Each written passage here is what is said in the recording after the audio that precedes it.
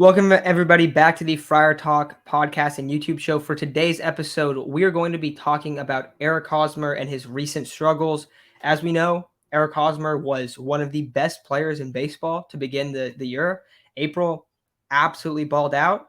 However, he has gone into a tremendous slump. He has really struggled over the last 30 games. He has, out of qualified players, been the third worst player in the entire sport. And we've seen his numbers absolutely fall off a cliff. This is not just offensive numbers, this is also fielding numbers. Basically, across the board, his numbers are plummeting. And we're at the point where Eric Hosmer has had over 2,000 at bats as a Padre. This is his fifth season in those not a full fifth season because he had the short season in 2020, and this year obviously isn't over, but over, I'd say, almost 4 seasons of true baseball, he's only accumulated a 3.7 total WAR.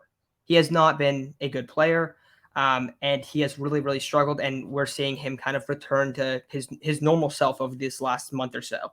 And this isn't something new. Eric Hosmer starts off the year hot every single season. He starts off really good, looks fantastic, and then his numbers fall off a cliff, and he usually struggles for the rest of the year. So today, we're going to talk about it. We're not going to talk about trading Eric Hosmer because honestly, that seems like that's not going to happen. It seems pretty much impossible. But we're going to talk about benching Eric Hosmer and how you can kind of change up the lineup, move guys around, move Cronenworth to first, kind of move Voit to first sometimes. And basically a way that Eric Hosmer can be benched. This doesn't mean that he's never playing, but it means that he's not going to be an everyday starter because his numbers say that he's not an everyday starter. So Isaac Chase, what do you guys kind of think about Eric Hosmer, and how do you feel about the Padres benching him? Yeah, you can't talk about one of the worst 5 contracts in baseball without talking about Eric Hosmer's contract. You look at 2022 so far. Yeah, he did start the year hot. Happens every year almost with Eric Hosmer. Starts the year very hot. It kind of inflates his numbers throughout the season, and then you look at it from after April. It's a totally different Eric Hosmer than you got in April. Even in April, you could sense something bad was going to happen for Eric Hosmer because he wasn't getting the ball in the air a lot. His average exit velocity was decent, but it was a lot of just finding the holes through the infield. And you look at it this year in what is it? In 874 pitches, he only has 8 barrels, 4.6 barrel percentage, which is the lowest it's ever been. I keep talking about the lowest it's ever been for all of his stats. And yeah, I sound like a broken record, but it's got to be talked about, right? You look at exit velocity, his average exit velocity is 88.4. His next lowest is 88.7 in 2018. So it's normally around 90.5. This year's dropped 2 miles per hour. Max exit velocity is still good at 112, which is around his usual, but it's still the lowest in his career. Launch angle, other than 2018, it looks like it is the second lowest it's ever been. I mean, you look at it across the board, it's just you don't see a very good ball player with Eric Hosmer. Hasn't provided you much on defense either. I mean, from a contract perspective, since starting in 2018, negative 10 outs above average. 2019, negative 11 outs above average. 2020, negative 2. This year, he has 1, and last year, he had 1. So, what are you essentially getting out of Eric Hosmer? Because you can, I mean, even base running, yes, he's a first baseman, but he is the slowest he has ever been also. If you look at how fast they kind of do the miles per hour from the plate to first, he is slowest he's ever been. And quite frankly, he's not getting paid that way. He's getting paid to be a somewhat top end first baseman. You look at his stats across the board, batting average has dropped pretty close to 100 points. OPS is definitely not there. I'm sure that's dropped 150 plus points by now. It's one of the worst players in baseball right now. Over the last month, he has been one of the worst players in baseball. You look at it and you say, Luke Voit has been one of the better bats in the lineup, plays first base, but you don't want to get him too many first base reps because he gets injured. I mean, that's kind of been the thing with Luke Voit. He's gotten injured in the past, so you kind of want to keep him in a little bit of DH role. And yes, Luke Voit has kind of sacrificed getting on base for some power, but out of the 4th or 5th spot, you're okay getting some slugging out of him rather than him consistently getting on base. You want him to consistently get on base, but if he's hitting for power, you'll take that. But out of Eric Hosmer, man, and outs above average is something I talked about a little while ago. But it seems like every week when you go on Baseball Savant, it just keeps getting less and less red and go more towards the blue or more towards average. and normally it's in the blue, I believe. So I mean, I think by the end of the year you will see that. I mean, there's only been a couple of plays where you could look at Eric Hosmer and be like, dude, what are you doing? Normally there's much more by now, but I think we're going to start seeing much more here soon. Um, Essentially, you're not getting much value out of Eric Hosmer. I know his launch angle isn't very high. Yes, I think a couple days ago he had a clutch RBI sack fly or whatever it was. I know yesterday he had a pretty clutch hit, but we're recording this on what's today, Tuesday? Yeah. So yesterday, Monday, he had the clutch hit. But I mean, I guess the last thing I'll talk about is how he's doing with runners in scoring position. Runners in scoring position, he's hitting 245 with a 724 OPS. And what is it? 2 home runs in 61 plate appearances, 53 at bats. So decent, I guess. But not the production you expect out of him, or that contract, I guess. And even when you look back to most of his RBIs, it was just because the team shifted on him the wrong way. It was like a slow dribbler up to where the second base should normally be playing, and it was just out of the reach of the second baseman. And since it rolled into the outfield, it allowed the guy to score from second. That's normally most of his RBIs. It's just weak contact on a shift that barely goes through the infield. Like Isaac was saying, most of his stats are the lowest it's ever been. 20th percentile in barrel. He's 38th percentile in average exit velocity. He's 16th percentile in chase rate, 19th percent sprint speed. He's one of the slowest runners. He's chasing a lot of pitches. He's not barreling it up. His expecting slugging is 32nd percentile, so he's average there. He's just falling off. I mean, he's had a 3.2 launch angle this year. It's basically ground balls with the occasional one that he lines in the air. Most of the times it's foul. Yesterday he had a double, and then he had a sac fly a couple days ago. But we saw him. He was leading the league in average at one point, and he had over 1,000 OPS. So he went from hitting 380, 390 at one point with over 1,000 OPS to 286 and a 743 OPS. Your OPS dropped 250 points in, what was it, a span of a month and a half, and your batting average dropped 100 points. That is an insane drop off, and it's only going to get worse.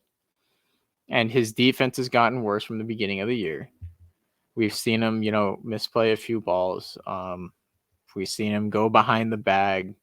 We've seen him really just kind of have a real lack of urgency on the field.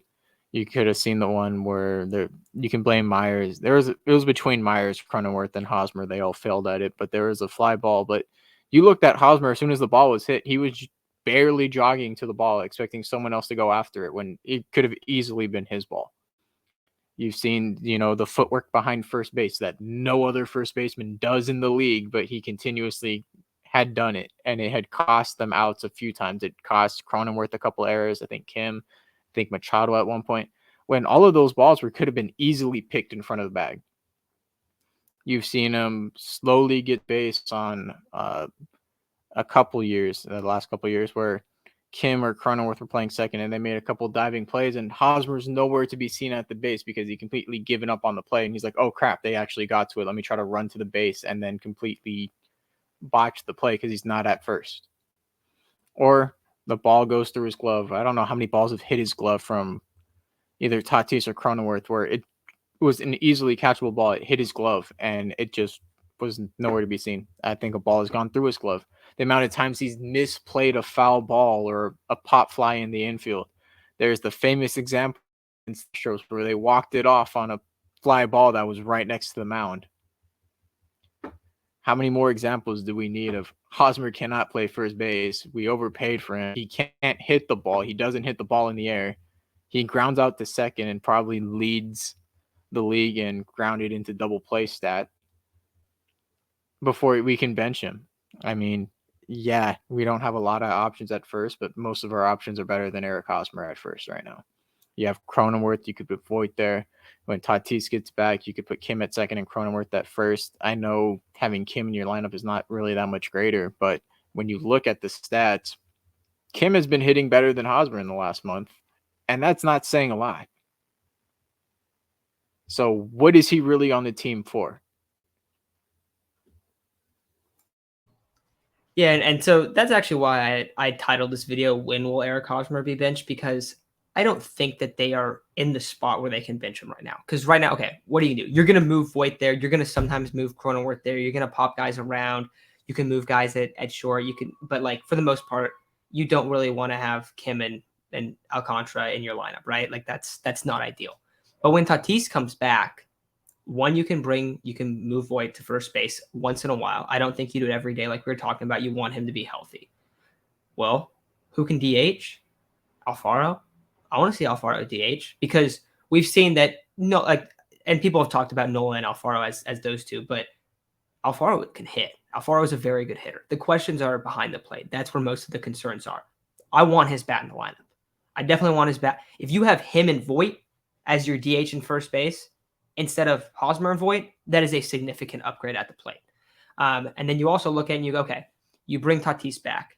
You can move Cronenworth to first, and you can have Kim at second. Yeah, Kim's bat is not good. Kim is struggling, barely hitting 200, a little over a 600 OPS, but Hosmer's not as valuable as a player when he's on the field because he's marginally above average hitter in 5 seasons in San Diego. He has a 103 OPS plus in 5 seasons in over 2,200 plate appearances. So guess what? His numbers also, he had the big slump and they're falling off. His slugging's about where it is. His OPS is around where it's been as his time in the Padres. And that's including the hottest stretch of the season that he will have. I can guarantee that we just saw the hottest stretch right there. It's going to continue to fall off.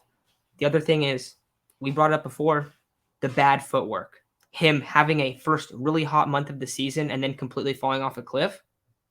It seems like it is an effort thing. And it seems like, because you guys see what Manny and Tatis, their physique looks like. Stack them up next to Hosmer and tell me who's working out a lot. Look at Hosmer's footwork at first base. That's repetition. That is repetition. Hosmer looks completely lost on plays. That is a purely repetition thing. So, why are you frustrated with Hosmer over other guys? I see a lot of people saying, why aren't we frustrated with Myers instead of Hosmer? Well, Myers has accumulated a 11 WAR over $83 million in San Diego. That's over 8 years. Eric Hosmer has accumulated 3.7 WAR with $105 million in 5 seasons in San Diego. That's the frustration. Yes, we can talk about Will Myers making a lot of money last couple of years. Hosmer has a larger deal by far. So that's the frustrations there. And also, Hosmer doesn't produce like Will Myers. And we're talking about Will Myers. It's not like we don't say, hey, Will Myers needs to step it up. We've said that multiple times. But it's not really a comparison when you look at what they're actually bringing to the table. So it's been very frustrating to watch Eric Hosmer for his time in San Diego. He's not going to get traded. He's just not going to. Maybe they DFA him. Maybe they trade him after this year. I mean, I guess, but it's really hard to believe that's going to be the case. His deal's dropping around $7 or $8 million next year, which helps a lot. But come playoff time, you don't want Hosmer playing first base for you. You really don't. That is a massive hole. Yeah, you have the issue at catcher where his bat's not playing. Okay, look at the pitching staff. Look how good they've been. Look at what the pitchers have to say about Nola. There's still something there. There's other holes in the lineup too, but Eric Hosmer, we know what he's going to bring. We saw the hot month to start. It's not going to come back. And if you're going to say, well, look, he did this and he's slumping. Okay, but it's been the same pattern. How many seasons do we have to see it of, we'll keep him in the lineup? It's not going to help this team win games. So for me, I feel like when Tatis starts coming back, I think you're going to, and they already are too. They already are benching him a lot more. He gets a couple days off a week. It feels like right now, probably 2 out of every 7 games, he will not be in the lineup. I think we're going to start seeing that become 3-4 times out of every 7 games, maybe even more than that, because it's tough. It's tough to really have faith that he's going to turn it around because it's been a long time since he's produced. It's been since 2017 in Kansas City since he's been a good player. That's how long it's been. So I have no faith in Eric Hosmer playing well, but I don't know. Do you guys think that when Tatis comes back, when you're going to see his playing time even reduce a little bit more? Because to start the year, he was an everyday starter. He's almost an everyday starter right now. I think he's going to be more of a platoon guy come then. Yeah, I don't know, man. I mean, I've been thinking the same thing I thought the same thing last year. Yeah, I always thought, I mean, I hope he gets sat. I think they're going to sit him soon. I think they're going to sit him soon. And I thought the same for a little while now, and they just don't do it. I'm not sure why. But it seems like they're committed to having him in the lineup for some reason. And I understand, he's supposedly good against righties. You look at the numbers this year. I mean, I was looking at the splits earlier, lefty against righty. Righties, he's hitting 267 with a 730 OPS. So yeah, he's okay. Of course, the average is pretty high. It's just he doesn't hit for much power. But I mean, for any Hosmer truthers, please give us a reason. Give us a reason to be optimistic. I want to be wrong. Like I want him to be a good player. I don't want any of these guys to suck. But you look at it, I mean, in April, right? We always talk about April Hos, and here are the numbers to back it up. He batted 389 with a 457 on base percentage and a 597 slugging percentage. May, still not horrible. The OPS is definitely pretty bad, but he hit 265 with a 327 on base percentage, 327 slugging. That is, I mean, the average is pretty high, right? And that is about what we expect of him. The OPS sucks, yes, but we've talked about it before. He is just basically a contact hitter who has no power. Then you go to June, and June is where it really falls off. He's hitting 150 with a 167 on base percentage and a 225 slugging percentage. He has only walked once this month. And I think the argument could become for any regular Friar Talk listeners, why were you guys so patient with Jake, but you guys don't want to be patient with Hosmer? I mean, if that question comes up, sure, I guess. But Jake has had a full season of being a really good player. Jake has legitimately shown in a Padres uniform how great he can be. He was an all-star. The same cannot be said for Eric Hosmer. It's been too long since he's been that good of a baseball player. But I mean, like I said, I don't anticipate him being sat for an extended period of time. Matt said, I think a platoon is the best way to go if you really are committed to playing him. But I think a realistic option is just sitting him as often as you can, putting him in situational roles if necessary. And I know one of my solutions is while Myers is recovering from his knee, kind of just rest, give him reps at first. He was the healthiest as he could be at first base. Every time he's played the outfield, he's gotten hurt. The best season we've gotten out of Myers was the 2020 season. Guess what he did a lot of? DH. If you can move him between first DH and right field to the point where he's not really on the field at a lot, or him and Voiter's time at first so that you have both bats in the lineup, because realistically, both Voit and Myers, hit for a lot more power than Eric Hosmer has throughout their careers. That's the only way I can see it working. I mean, having a dead bat at first base. First base is supposed to be one of your power alleys, first base and right field. And you're not getting any power from first base with Eric Hosmer there. Zero. We saw his OPS for, was it June? You said 327 for both on base and slugging. That's what, 654? That would be one of the lowest on teams this month. I don't even want to do the math for that because that would just put me into depression mode right there. But I mean, come on. Why do we have to be patient with this guy? Why do we have to watch him play just for him to ground out every single at bat? I mean, Voit's not an upgrade defensively. I don't think so. They'd probably be around the same. But we've also seen Eric Hosmer be rated probably the worst defensive first baseman in the league. He might not be this year, but last year he was like the worst slugging and worst defensive first baseman in the league. This year it's starting to fall from his hot month, which it always is. So the solution is you either split time between Cronenworth and Voit at first and try to keep Hosmer in a very minimal role, or you put Myers there and keep Cronenworth where he's at. And the reason we can be so patient with Cronenworth is, like Isaac said, he has shown in 2020 he broke for a little bit and he had a really solid 60-game season. And then in 2021, he did the same exact thing. And even through his struggles this year, he showed glimpses that he was just trying to figure out where he's at the plate. He was hitting home runs. He was hitting doubles. He was still making solid contact. He just was striking a little bit more, and it just didn't seem like he was all together. And then we even said it this month. We think that Cronenworth will have a better June than Eric Hosmer. And I know a lot of people agreed with us, and a lot of people disagreed with us. Are we wrong? Have we seen what Cronenworth has done in the last month compared to Eric Hosmer?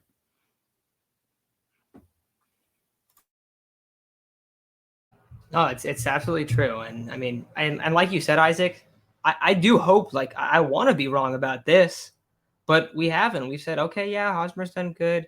And I remember it was a live stream. This is probably like a month or so ago, maybe like 6 weeks ago, probably right before Hosmer started to fall off.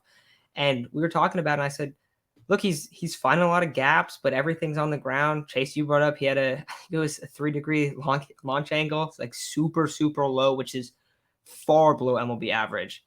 And Chase, you're like, I have no faith in him keeping this up. I was like, look, I'm being cautiously optimistic. I hope it's the case. I was like, look, am I confident? Absolutely not. Because we've seen what's happened. We've seen the April Hosmer, and even like a lot of people too, like that talk about the Padres are like, look, April Hosmer's starting the year. There he goes. Highest average in the league for a while too.